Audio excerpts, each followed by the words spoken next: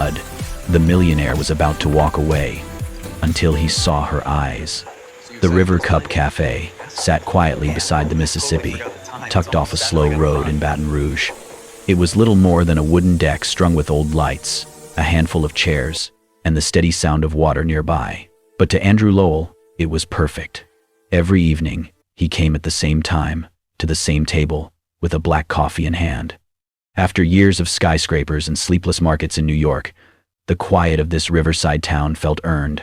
His former life, a whirlwind of finance, private jets, and polished deals, had collapsed. No scandal, just losses that couldn't be reversed. He'd walked away. Now, he wore flannel instead of Italian suits. Alongside his college roommate Henry, he'd helped build a small chain of riverside cafes, spaces designed not for profit, but peace. And this was supposed to be another quiet evening. Until Henry interrupted it. "She'll be here at 5:30, Henry said casually, wiping his hands on an apron behind the counter. Andrew looked up. "Who?" "Someone worth meeting," Henry said, smirking. "I'm not dating. That's why I didn't ask. Just sit. Drink your coffee. Don't run." Andrew stayed. Out of courtesy, maybe curiosity. At exactly 5:30, she arrived. She stepped through the side gate barefoot, hair windblown, golden, falling from a loose ponytail. Her green sundress clung to her calves, streaked with drying mud. One hand held her sandals, the other pushed damp hair from her face. Andrew nearly stood to leave. She looked like she had swum here. What kind of setup was this? Then she looked up, and everything paused. Her hazel eyes locked with his, warm, steady, tired but bright. She smiled, not embarrassed or flustered, just open. "Hi," she said, brushing hair from her cheek. "Sorry for the entrance. I just pulled a kid out of the river. The mud's a bonus." Andrew blinked. She dropped her sandals beside the chair and sat across from him like she belonged there. The air shifted, warm, unscripted. "You pulled a kid out of the river?" he asked. She nodded, wringing her dress with ease. "She slipped off a rock. I was nearby with my dog. It was either jump or watch her float off." Andrew studied her, unsure whether to laugh or call her bluff, but there was no trace of performance. "I guess showing up to a blind date looking like I lost a fight with a mudslide doesn't help first impressions," she said, grinning. He let out a quiet breath. He could have left, could have made a polite excuse, but he stayed. Something about the way she said it. The way she was entirely unbothered by the awkwardness, the mess, the way the last light of sunset lit her hair like wire gold. "I'm Clara," she said, reaching across the table. He took her hand. It was damp, a little rough, honest. Andrew. And something settled between them, not loud, not forced, just there, quiet, steady. Like the river itself had paused to listen. The River Cup Cafe was quieter now. The soft murmur of river wind curled through the open-air patio, carrying the scent of honeysuckle and something darker, deeper. Mud, maybe. Or memory. Golden light spilled low over the Mississippi, brushing everything in amber.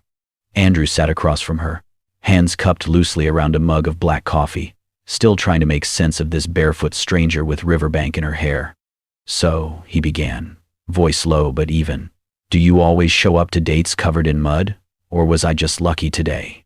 Clara laughed, a light sound that somehow made the sunset feel brighter. "Only when I save small children from drowning," she said, brushing at a streak on her forearm. "Mud's complimentary." He smiled despite himself. The awkward tension cracked, just a little. "You said you're a teacher?" he asked after a moment. She nodded. "First grade, which means I teach the alphabet, tie shoelaces, settle crayon wars, and occasionally serve as backup mom." Andrew raised a brow. "Sounds exhausting." "Only on the days that end in ye," she said, sipping her chamomile tea like it was the world's most normal evening. He chuckled. There was a warmth in her tone he hadn't expected. Not just humor, but something else. Like she carried 100 tiny stories in her pockets and didn't mind if you borrowed one for a while. His gaze dropped, almost involuntarily, to her bare feet, still dusted with earth, resting easily on the flagstone floor. "Did you really come straight here after pulling a kid out of the river?" he asked. Clara tilted her head, half sheepish, half proud. "I did consider running home, changing, brushing the mud out of my eyebrows." Then her voice softened. "But then I thought, if someone's waiting for me, maybe they're worth showing up for, even when I'm not perfect." Andrew looked up. The way she said it, light, but not casual, landed somewhere deeper than he meant to let her see. He nodded once, quietly. There was a pause. "So," he said, voice low again, "this girl you saved, what was she like?" Clara's eyes lit up, a smile tugging at the corners of her mouth. Talkative, the kind of talkative that makes you think the world must revolve around her stories. Bright eyes, pink dress, hair in tight little braids. Andrew froze. "She called me a river ninja," Clara went on, chuckling. "Then asked if I wanted to come to her birthday party next week. Told me there would be balloons and cupcakes and that I could bring my own juice if I didn't like apple." His heartbeat stuttered. "Wait," he said, suddenly serious, reaching into his wallet. "Was she wearing something like this?" He slid a small photo across the table. Clara leaned forward. Her fingers hovered for just a second before she picked it up. "Yes," she whispered. "That's her. That's the girl. How do you have her photo?" Andrew stared at her, stunned. "She's my niece," he said. "Ellie. She's staying with a family friend while her parents are overseas. I didn't even know she was near the river today." Clara blinked, still holding the photo gently like it might dissolve. I had no idea." Neither of them spoke for a moment. The river kept moving. A duck flapped noisily near the reeds. Clara set the photo down, careful. Andrew watched her hands. The silence wasn't awkward. It was heavy in a meaningful way, like something had shifted, not just in the conversation, but in the air itself. Clara glanced out at the river. Andrew followed her gaze. Neither of them smiled, but their eyes had changed, warmer, deeper, more open. The first coffee sat forgotten between them, growing cold as the light faded, and just like that, the story stopped being about mud and started being about something else entirely. The moment Clara confirmed the girl in the photo was Ellie, something changed in Andrew's expression. A flicker of realization, followed almost instantly by panic. He stood up so suddenly that his chair scraped sharply against the stone floor. "I'm sorry. Just a second," he said, already pulling his phone from his pocket. Clara watched as he turned away, shoulders tense, pacing to the edge of the patio that overlooked the river. He dialed fast. His fingers trembled slightly. "Come on, pick up," he muttered. Finally, the voice of his longtime friend, Mark, answered. The man who was watching Ellie for the week while her parents were away. "Mark? Where's Ellie?" Andrew's voice was tight. "Is she okay?" There was a pause on the other end. Clara sat frozen, her fingers curling around her tea glass. "She's fine," Mark replied calmly. "Wet, but totally fine. She fell down by the riverbank this afternoon, gave us a scare, but she was pulled out right away by a woman. Blonde, muddy, like a superhero in yoga pants." Andrew let out a breath he didn't know he had been holding. His knees felt weak. "Are you sure she's not hurt?" "She's already eaten 2 granola bars and told the story 6 times, Mark said with a chuckle. "Your niece is indestructible. Honestly, she keeps talking about the woman who saved her. I think she's in love." Andrew let out a shaky laugh, relief crashing through him like a wave. He ended the call and returned to the table, sitting back down across from Clara. Slower this time. The sharpness in his eyes had softened into something far more vulnerable. "She's okay," he said, almost to himself. Then he looked up at Clara, meeting her gaze directly. "She's really okay, because of you." Clara gave a small smile, uncertain what to say. She wasn't used to being looked at like that, like she was a lifeline. "Thank you," Andrew said. His voice dropped lower, steadier. "Not just for this date, but for saving her, for saving my heart." Clara blinked, caught off guard by the rawness in his tone. She looked down, letting the silence stretch for a moment, letting it say what neither of them could quite articulate. Not long after, headlights pulled up to the cafe's entrance. A familiar silver SUV came to a stop just beyond the patio. "That's them," Andrew murmured, standing again. The passenger door flew open, and a little girl in a ruffled pink dress jumped down, clutching a well-loved stuffed bear. Her braids bounced as she ran, and the second she saw Andrew, she let out a squeal. "Uncle Drew!" Andrew knelt, arms wide open. Ellie crashed into him, hugging him fiercely. Clara stood slowly, brushing crumbs from her skirt. Then Ellie turned, and her eyes went wide. "You!" she shouted, pointing with utter joy. "You're the river ninja." Clara laughed, crouching to meet her eye level. "I don't know about ninja, but yes, that was me. Are you okay?" Ellie nodded vigorously, then grew serious. "Did you fall too? 'Cause your dress is super muddy." Clara tapped Ellie's nose gently. "It's part of the superhero costume." Ellie giggled. Andrew stood behind her, watching the interaction unfold with a strange fullness in his chest. He had spent years in boardrooms, winning and losing fortunes, and yet he couldn't recall the last time his world had felt this complete. Clara rose to her feet, brushing a loose strand of hair behind her ear. Andrew looked at her, unsure of what to say, then simply followed what felt right. "If you're not in a hurry," he said, voice soft. "Would you walk with us for a bit? I think this might be the first date. I don't want to end early." Clara looked down at Ellie, who grinned and slipped her hand into Clara's instinctively. She looked up again, met Andrew's eyes, and nodded once. "I'd like that." The sun dipped lower over the Mississippi, staining the sky with streaks of apricot and rose. Along the winding path by the riverbank, 3 silhouettes walked slowly, uneven in height, but moving in gentle rhythm. Andrew walked with one hand in his pocket, the other resting protectively on Ellie's shoulder. Clara strolled beside them, barefoot still, her sandals dangling from one hand. The hem of her dress was dry now, but the dried mud clung to it like a quiet badge of honor. No one mentioned it anymore. The wind off the river tousled Clara's golden ponytail, and in the glow of the sunset, it looked almost painted, gold leaf against a watercolor sky. Ellie skipped between them, humming a made-up tune, her stuffed bear tucked beneath one arm.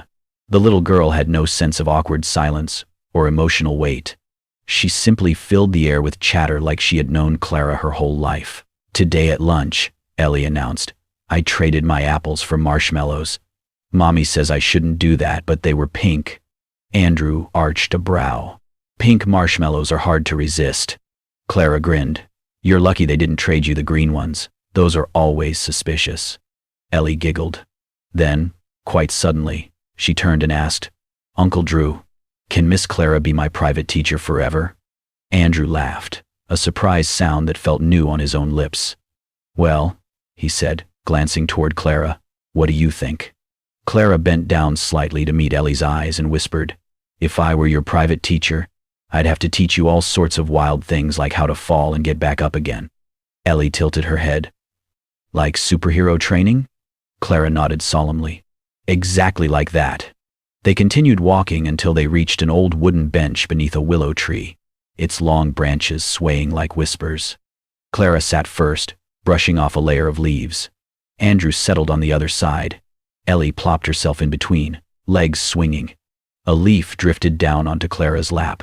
She picked it up, studying its veins, then began folding it carefully. When she was done, she held out a little heart-shaped leaf, creased with care. "Here," she said, handing it to Ellie. "Whoever keeps this leaf safe until the end of our walk gets to make a wish." Ellie's eyes sparkled. "A real wish?" "A real one," Clara confirmed, tapping her nose. The child held the leaf like it was glass, her small fingers curled protectively around it. As they sat, a woman with a stroller passed by on the path. She slowed for a moment, taking in the 3 of them. Clara in her muddy dress, Andrew in his rolled sleeves, Ellie glowing between them. She smiled, then murmured, half to herself, "What a sweet little family." Andrew turned his head slightly, startled by the comment. Clara didn't speak, but something in her posture shifted. Andrew looked at her, really looked. The light filtered through the willow branches and danced across her face. She had a small smear of dried mud on her temple, and still, she looked radiant. Not because of perfection, but because of presence. His chest ached, not with sadness, but with something warmer, something unfamiliar, like stepping inside after too long in the cold. He didn't say anything. Neither did she. but their eyes met for a second too long. And that was enough. The sky deepened into a shade of lavender as they made their way back toward the cafe. Ellie walked ahead, but only a few steps, just far enough to let her arms stretch wide, holding a hand in each of hers. Andrew on one side, Clara on the other. Clara looked down at the little hand in hers, then up. Andrew was already watching her. He didn't smile. She didn't either. But in their shared silence, something had shifted. It was not a perfect day. It was a muddy, messy, strangely orchestrated, golden-lit kind of day. And maybe the perfect ones never held anything this real. Since that unexpected walk by the river, something had shifted in Andrew. Clara had become more than the girl who showed up to a blind date covered in mud. She was now part of his afternoons, part of Ellie's laughter, and part of a slow but certain rhythm returning to his life. There were morning coffees, sometimes at the River Cup, sometimes in takeaway cups as they walked Ellie to day camp. There were texts exchanged late at night, silly dog memes, questions about coffee beans, and quiet admissions about books that made them cry.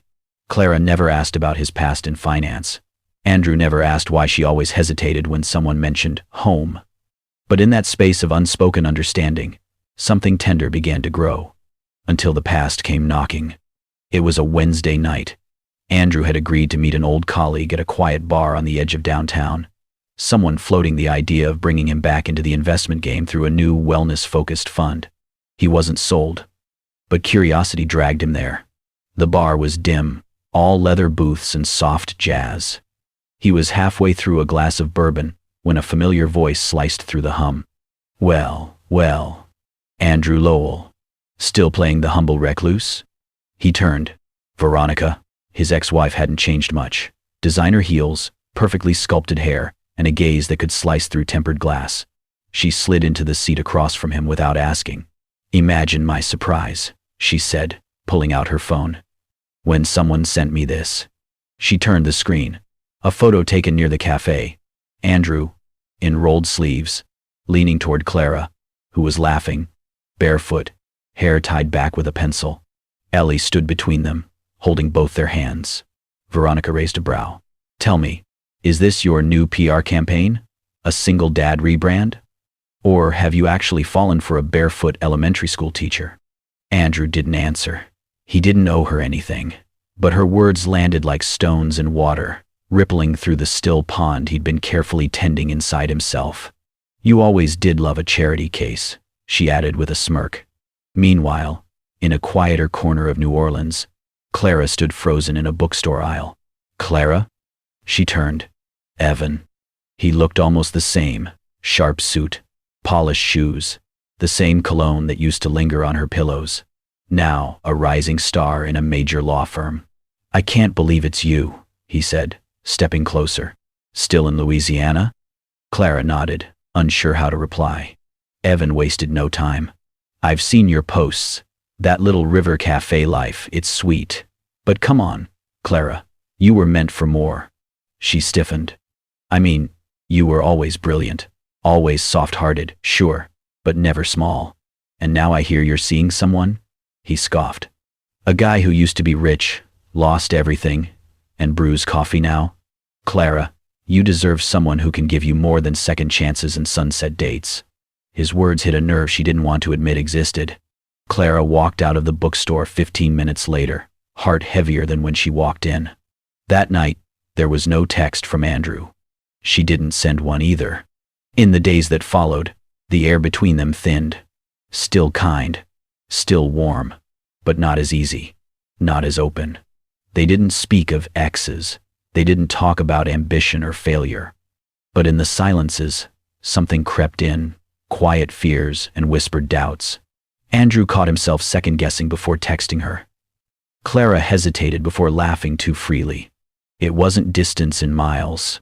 It was the kind that builds when you wonder if you're truly seen or just temporarily understood. One evening, they stood together at the back of the cafe, watching Ellie show off a silly dance move with wild abandon. Clara smiled faintly. She's going to break hearts someday. Andrew nodded but didn't speak. Clara looked up at him, as if waiting. But Andrew only sipped his coffee, eyes unreadable. And that was when Clara knew something from the past had returned. Not a person, not a mistake, but the quiet fear that maybe, just maybe, this wasn't meant to last. Not because they did not care, but because they cared too much and didn't know how to say it. The days that followed